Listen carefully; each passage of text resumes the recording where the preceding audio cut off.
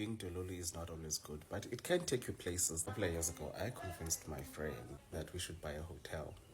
This hotel was going on auction, and I was like, let's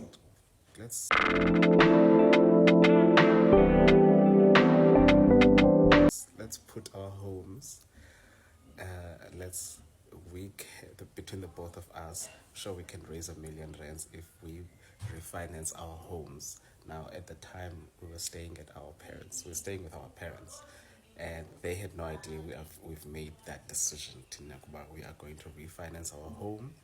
That is homes that are fully paid, and we are going to use that money to pay for the hotel that we are going to buy. Okay, so it sounded like that was such a brilliant idea, like it made so much sense when we discussed this, when I told him about this plan, it made so much sense.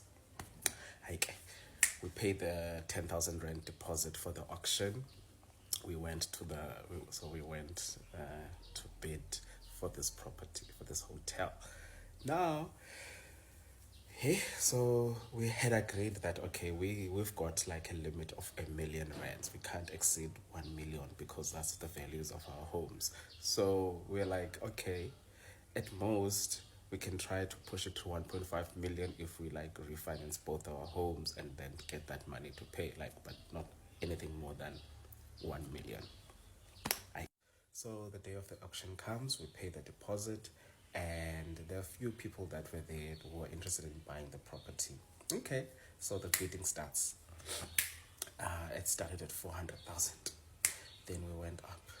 We bid at 600,000. There we are. So confidently so.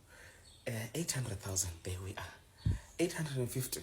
We are like, we are getting this property. Then it gets to R1 million. Hi. We're like, okay, I know the lady is like 1 million. And then we're like, shit. Okay, 1.2. Then she goes, okay, 1.5. This is like our final offer. We don't, like, with us now, we can't go higher. The lady says 2 million. We're like, this is it. We can't go for 2 million. There's no way we're going to raise that money. So we pull out of the bidding war.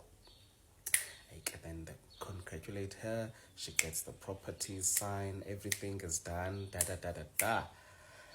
Following day, we get a call from the auctioneer. We go, but no, listen, the lady that was bidding with you guys pulled out because of finances. Do you want to buy the property at your bidding price? I'm like, what? We're gonna get this hotel for 1 million. I'm like, oh, crazy. That's crazy. So we're so excited. We're like, go. We sign the papers. Now, the interesting part is that now we have to convince our parents. Come on, listen, we bought this hotel. And now we need to pay the amount of money within 48 hours. Yeah. Now, but lucky for us, we had very supportive parents. And one of my mom is like, my mom, she would, and at least with his parents as well, very supportive. Like, I know it's fine.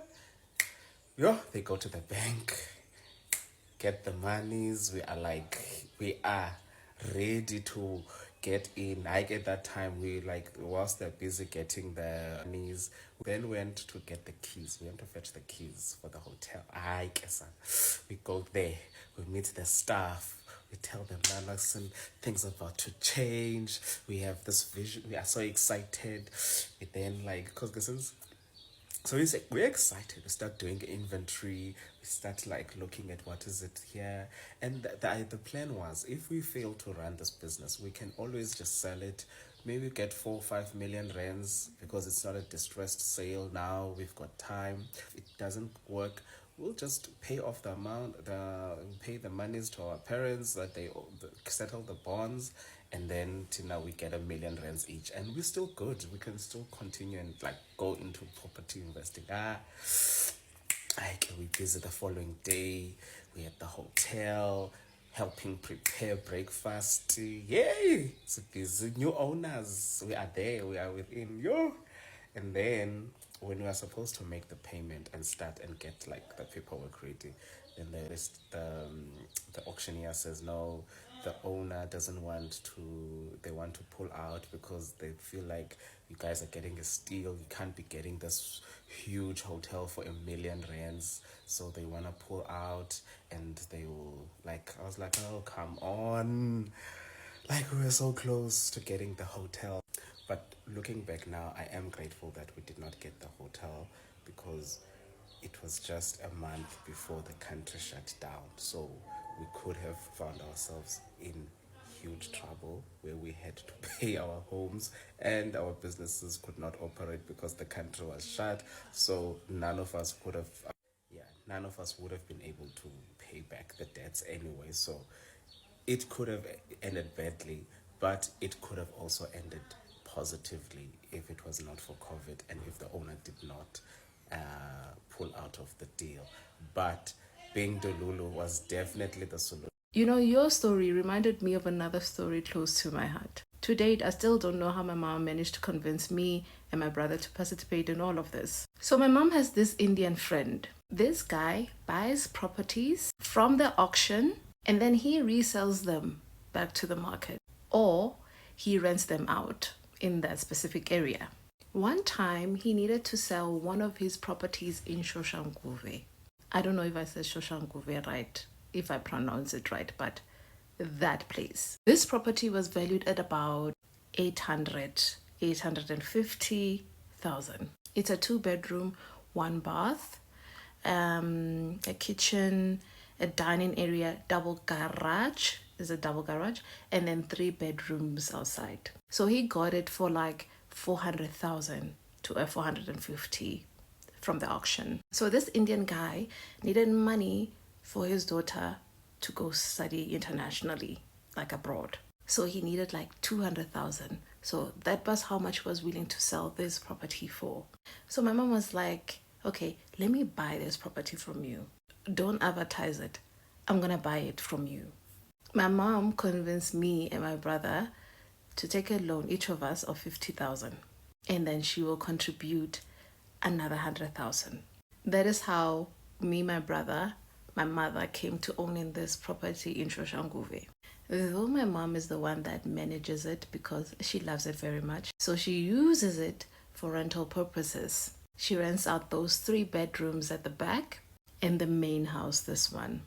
My mom to date still believes that my father sent us this property so that we don't end up starving. Because where to date will you get a property for a 200,000 value?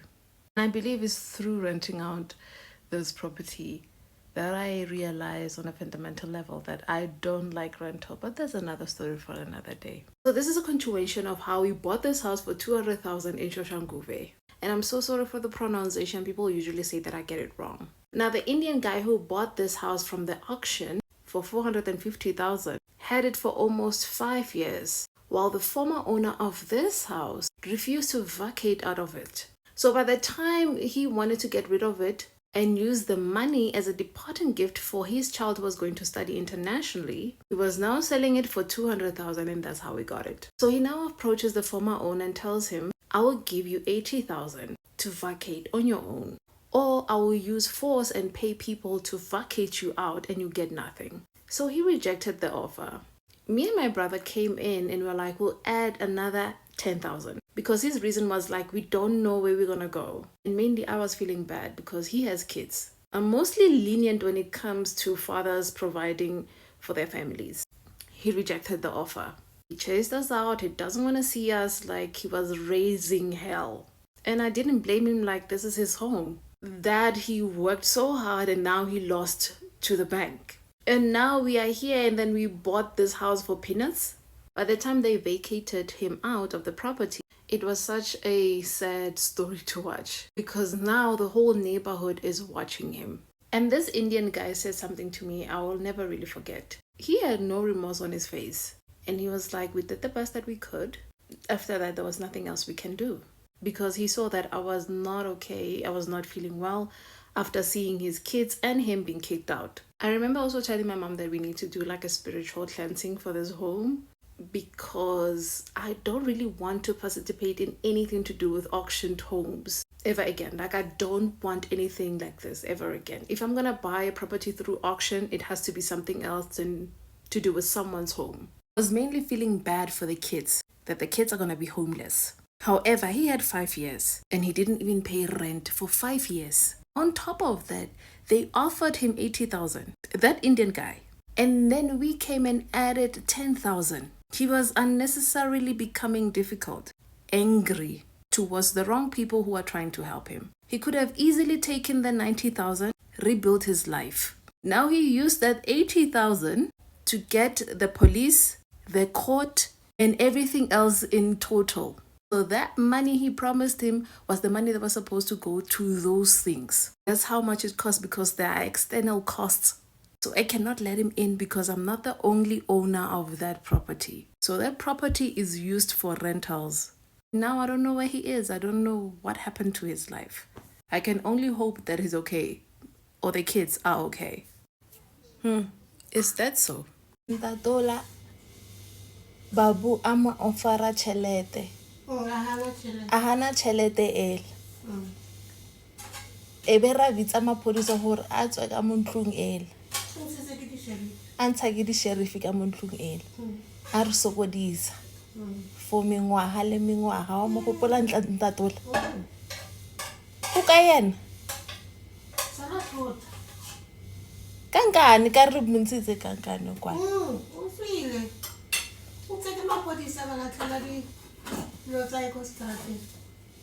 nke be sala tsa tšhelete ele ke be sala tsa tšhelete ele. You know what? You can't fight with rich people. You can't fight with rich people.